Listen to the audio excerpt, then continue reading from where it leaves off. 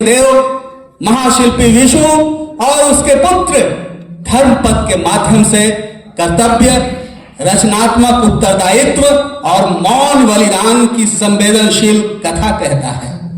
यहाँ कोणार्क का मंदिर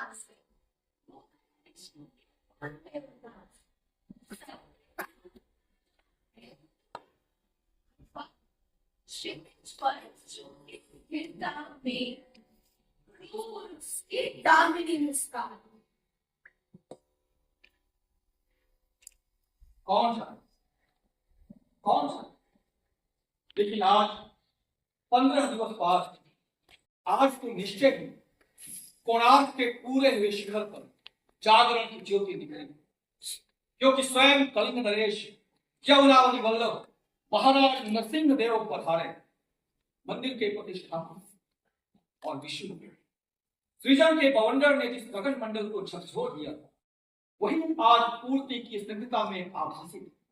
वो सुनो, कलिंग नरेश के जय जयकार से कोणार्क का प्रांगण गूंज रहा है। जय जय जय जय जय जय महाराज नरसिंह देव की जय।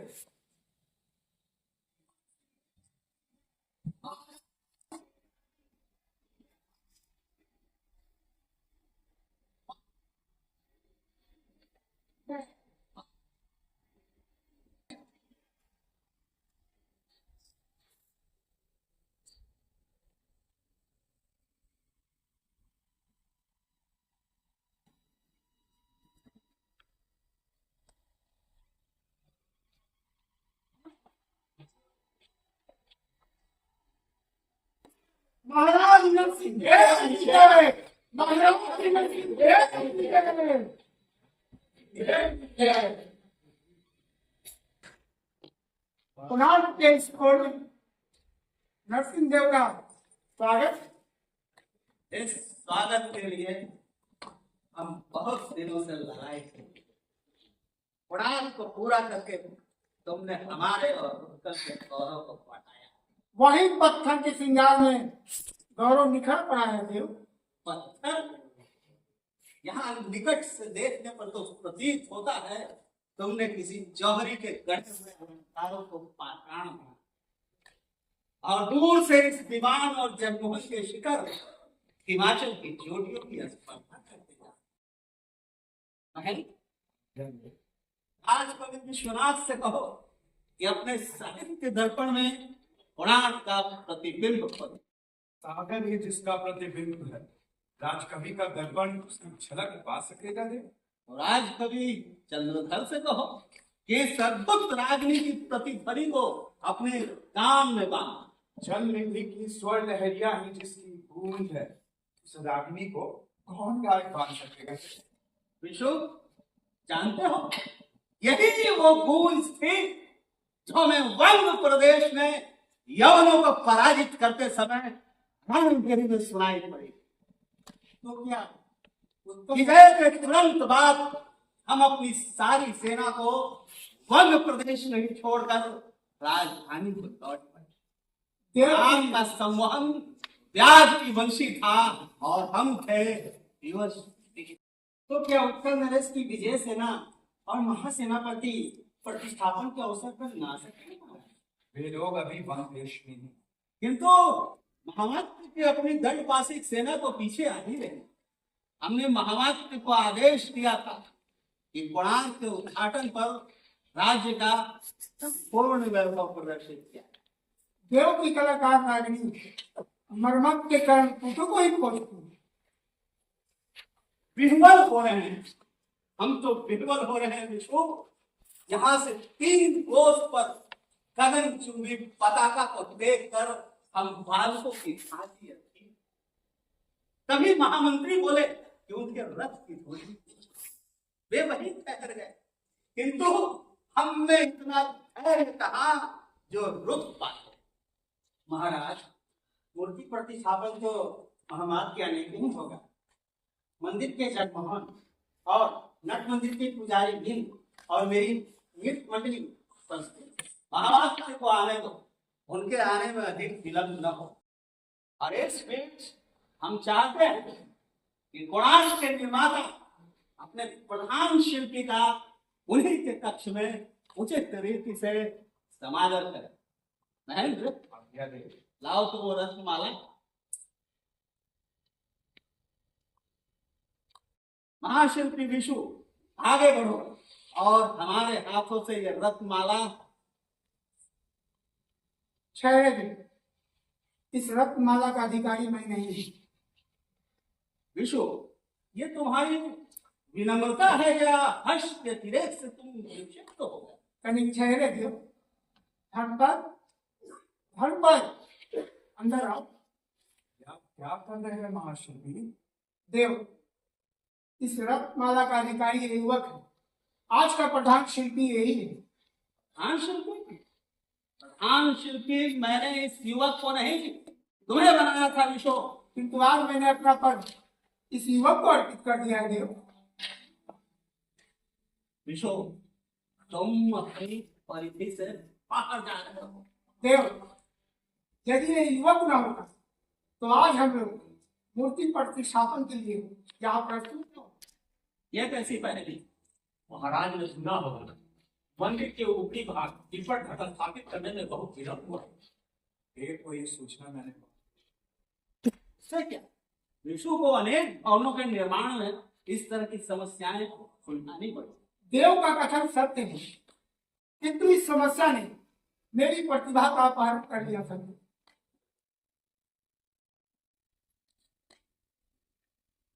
कैसे?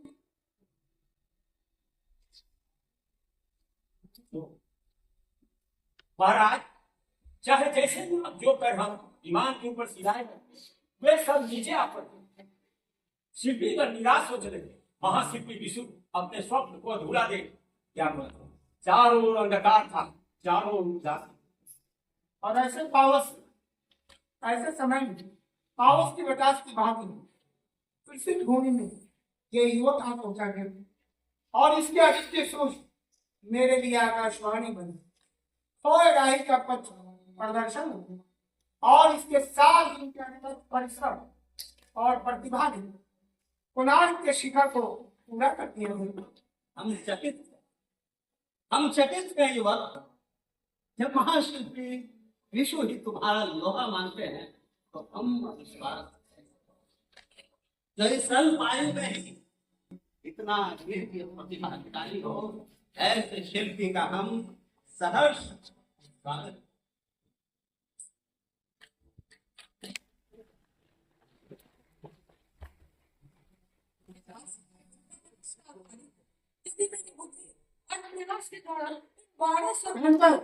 आचार्य, आपने मुझे दिया था कि आज के दिन मुझे आपके सब अधिकार मिलेंगे। विशु, उसे बोलने दो, हम उसकी बात सुनना चाहते। बोलो युवक।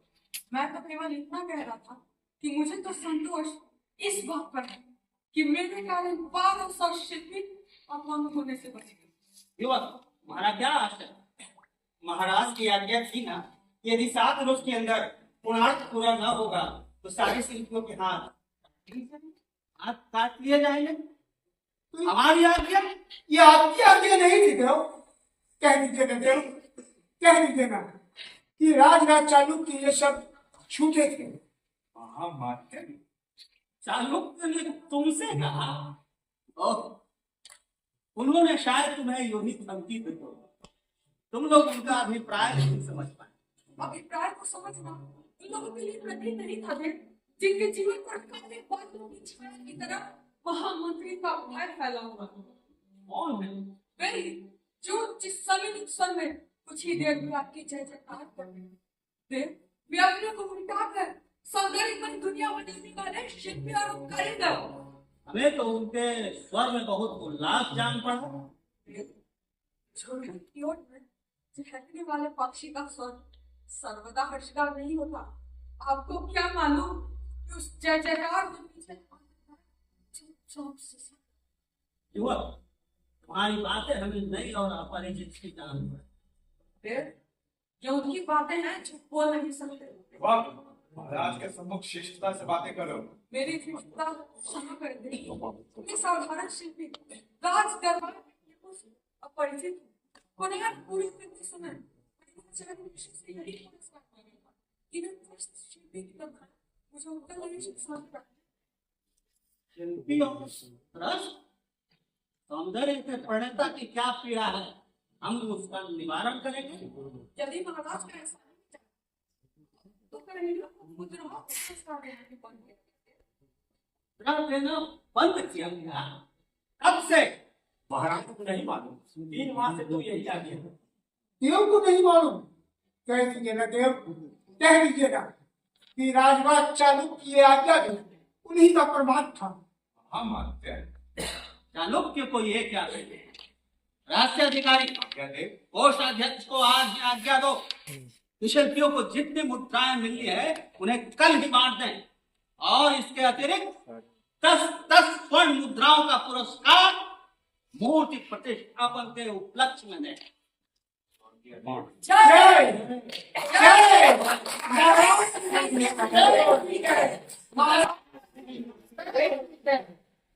पत्थर को जीवन दान दे, उसके जीवन स्रोत को हम अजन्म से देखना चाहते हैं। यदि महाराज की यही भावना रही तो भविष्य उज्जवल ही रहेगा।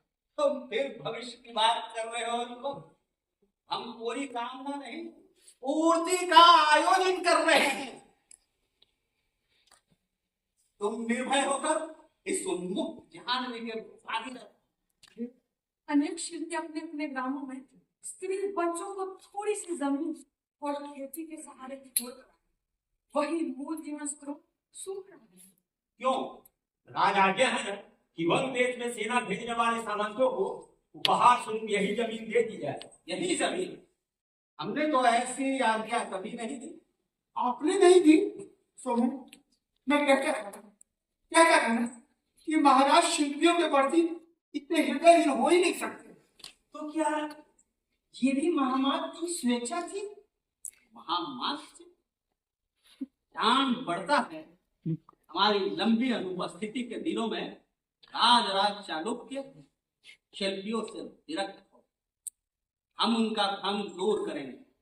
राजधानी में शिल्पियों के कुटुंबों को उनकी जमीन लौटाने का आदेश दिया जाएगा और सामंतों के लिए दूसरा प्रबंध किया जाएगा। महाराज श्री नरसिंह देव महाराज श्री नरसिंह देव।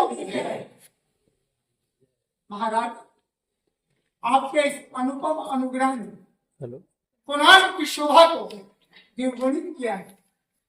हम नहीं चाहते कि इस सौंदर्य सदन पर किसी की कालिमा की छाया। यदि महाराज की यही भावना रही तो भविष्य उज्जवल ही रहेगा। हम फिर भविष्य की बात कर रहे हो युवक?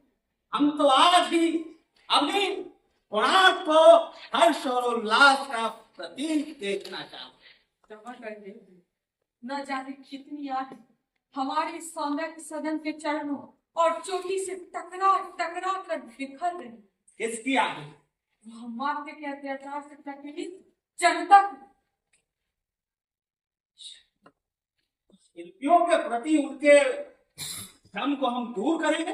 किंतु ग्रामों में रहने वाले सैकड़ों हजारों किसान, वन और टीविका के शवट और वे अगणित मजदूर जिनके ढोल में पाषाणों को हम शिल्पी रूप देते हैं, वे सभी आज त्राही त्राही कर रहे हैं। यदि वे बोल पाते तो महाराज से केवल एक वरदान मांग। क्या? महामात्य का पद किसी प्रजा वत्सल महानुभाव को दिया जाए। युवक, तुम अपनी परिधि से बाहर जा रहे हो। मेरी धृष्टता अपने मंत्रियों को निकालने और नियुक्त करने में हम सामंतों और श्रेष्ठों से सलाह लेंगे, शिल्पियों से नहीं। यही तो महाराज, यही तो मैं इसे समझा रहा था कि राज्य के कामकाजों में पड़ना हम शिल्पियों के लिए अनाधिकार चेष्टा है। महामात्य चालुक्य हमारे विश्वस्त महामंत्री ही नहीं, हमारे पड़ोसी राज्य के भी संपत्ति। उन्हीं पर भीतरी शासन का बागडोर सौंपकर हम यवन में जाकर वंग प्रदेश में लड़ सकते। तुम लोग इन बातों को क्या समझते? किंतु प्रजा की अशांति हम महामात्र को आदेश दें कि कोई अनुचित बात न होने पाए। राज्य के स्तंभ तो सामंत और श्रेष्ठ गण हैं, किंतु निर्धन प्रजा को सुखी रखने में ही हमारी कीर्ति है। महामात को आने में देर हो रही है देव। हाँ, रथ की पूरी ठीक होने में इतना विलंब तो नहीं होना चाहिए। प्रतिहारी, आज्ञा देव। बाहर जाकर देखो वे आते दिखते हैं या नहीं। जो आज्ञा देव। देव, रहस्य अधिकारी आपको जान पाते। क्या है महेंद्र? महामात्र तो अभी तक नहीं आए देव, किंतु कुछ लोग आते दिख पड़ते हैं। यही हो, कितनी दूर है?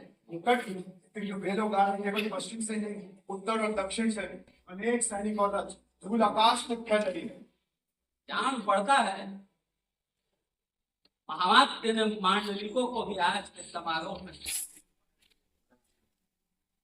तो इस मंत्र को महाराज से उत्तर और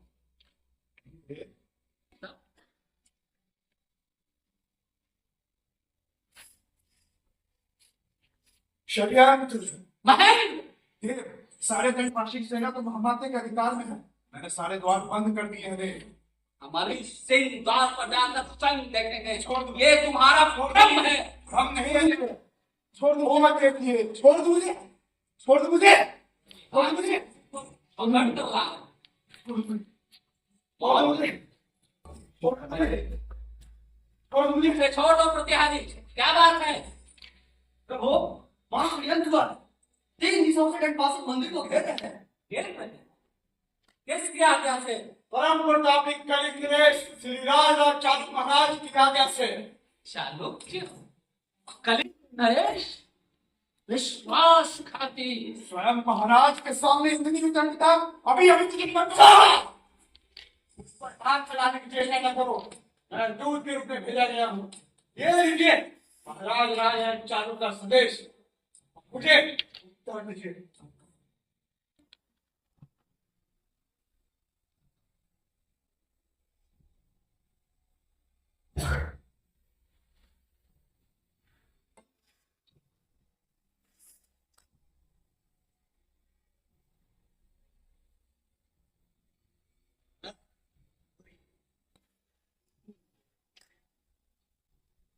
इसीलिए इतने समय में दंड पाशी सैनिकों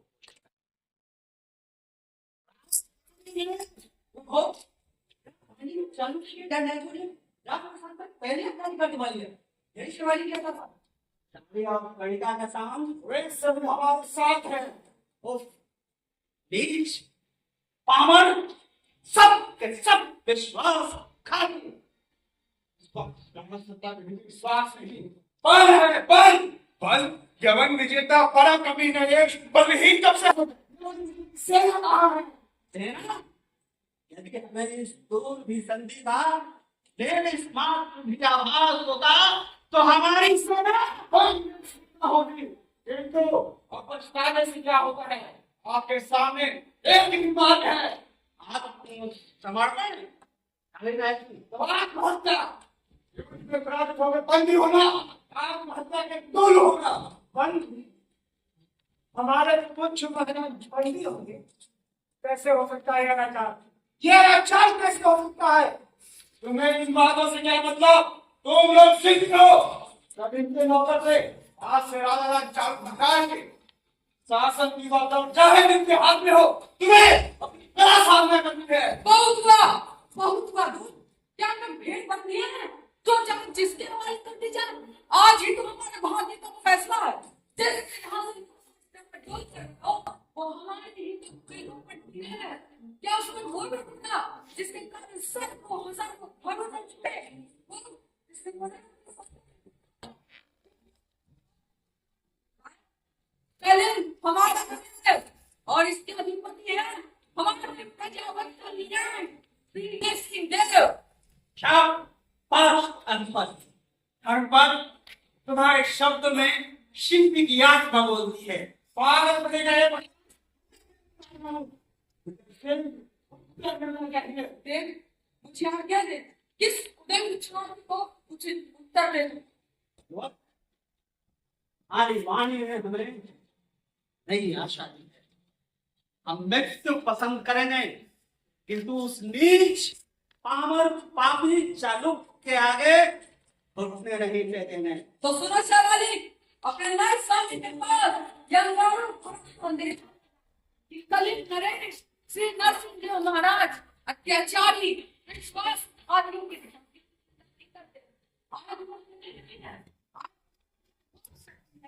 जिससे धर्म की शर्मा उठेगी।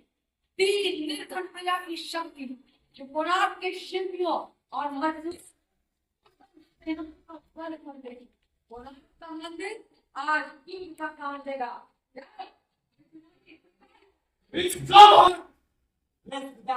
दूर रहे, मैं जाता हूँ।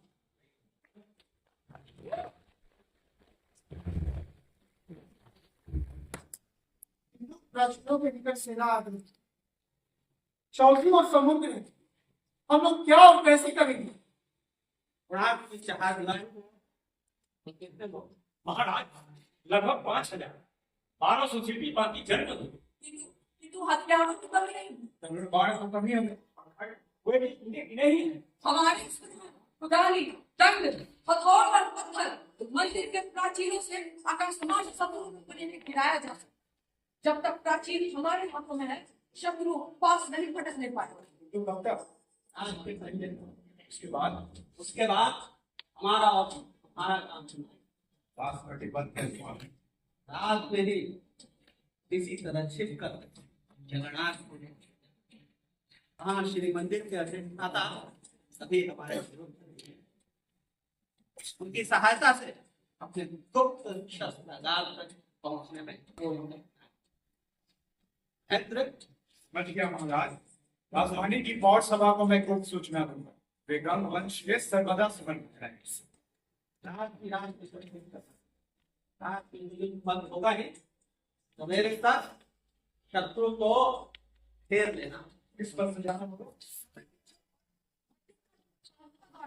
वही मौका को गार्ड करके जा सकता। हाँ, थोड़ा ही समय लगेगा। इनकी बात के सहारे सहारे जाना और कोणार्क की रक्षा संभाल सकोगे बहुत कुछ। क्यों नहीं महाराज, कोणार्क के प्राचीनों के पाषाण सुदृढ़ है और इनसे भी अधिक दृढ़ है शिल्पियों की भुजाएं जो पाषाणों में प्राण भक्ति है। दृढ़ता के साथ कौशल भी चाहिए। समय कम है। चिंता न करें आर्यन जी, जैसे भी हो हमें शत्रु को रात्रि के प्रथम पहर तक रोकना है। आप अगर घड़ी से ढूंढने वाले हैं और टीवी का से शिल्पियों में बाण सदम अवश्य और अभी और भास्कर जी आप अखिल पर लोग जिम्मा में लेता हो। शिल्पियों के साथ एक रचना है बांटता है और गजानन के यह अभी और आप समझना ये केवल नाट्य चार न समझो परंपरा और आचार्य विष्णु के साथ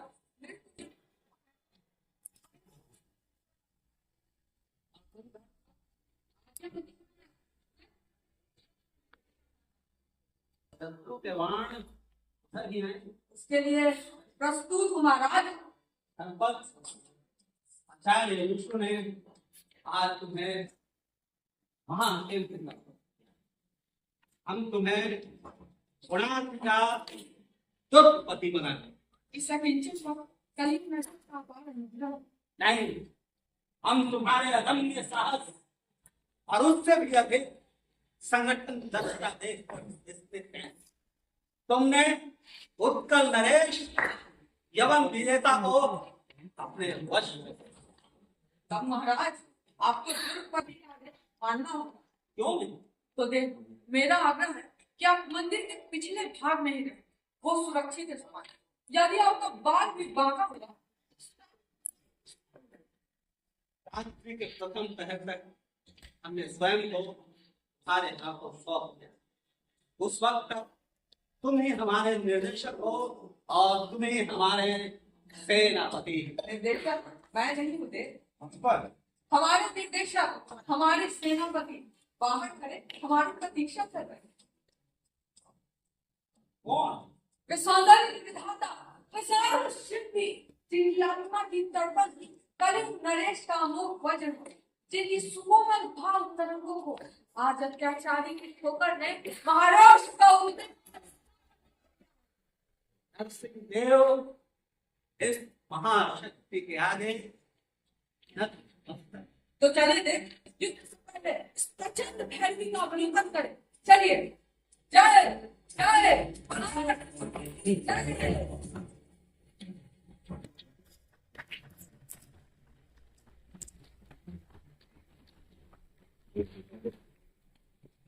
खुदाई के प्रांगण में एक मेघ और उसकी